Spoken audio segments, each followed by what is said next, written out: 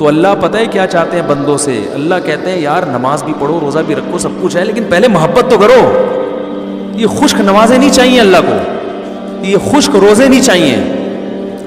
اللہ کو چاہیے اللہ کی محبت میں دھڑکنے والا دل۔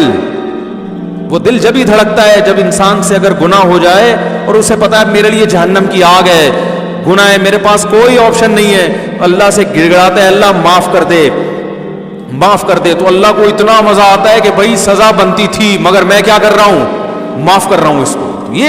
یہ شان جب ہی ظاہر ہوگی جب گناہ بھی تو ہو۔ کیسی پیاری حدیث ہے، رسول اللہ صلی اللہ علیہ وسلم نے فرمایا جب کسی بندے سے گناہ ہوتا ہے تو وہ اللہ کے وہ آتا ہے توبہ کرنے کے لیے۔ یہ کل پڑھوں گا ریاض الصالحین نا، اگلا کل والا نمبر اس حدیث کا ہے۔ تو وہ جب آتا ہے اللہ کے سامنے توبہ کرتا ہے کہ اللہ مجھ سے گناہ ہو گیا، مجھے معاف کر دے، تو اللہ تعالیٰ فرشتوں سے کہتے ہیں دیکھو اے فرشتوں، اس بندے سے گناہ ہوا، بہت سوں سے گناہ ہوتے ہیں، اس سے بھی ہوا، بہت سے میرے پاس معافی مانگنے نہیں آئے، یہ آیا ہے۔ کیوں؟ اس لیے کہ اس کو پتا ہے ان لہو ربن، اس کا ایک رب ہے جو اس گناہ پر اس کو سزا بھی دے سکتا ہے اور اس گناہ کو معاف بھی کر سکتا ہے، اس کو پتا ہے۔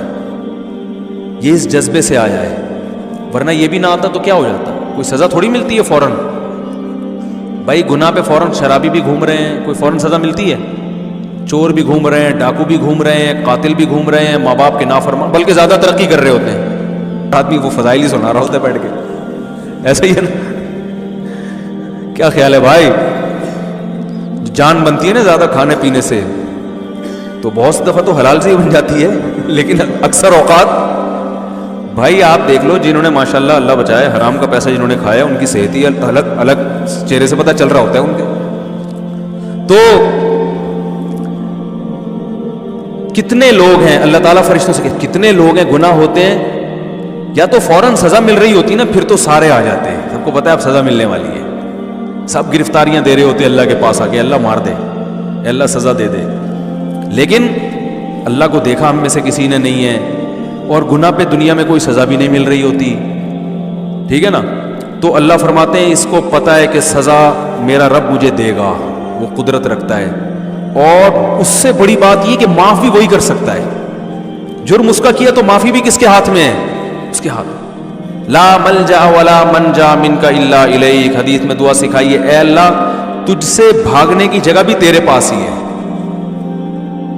یعنی دیکھو کسی ڈاکو سے بچ کے بھاگو تو تھانے میں چلے جاؤ، علاقے کے ناظم کے پاس چلے جاؤ، لیکن اگر ڈاکو بہت طاقتور ہے تو آپ کو پتا ہے میں کہیں بھی بچ کے نہیں بھاگ سکتا، اب تو میرے لیے موت ہے۔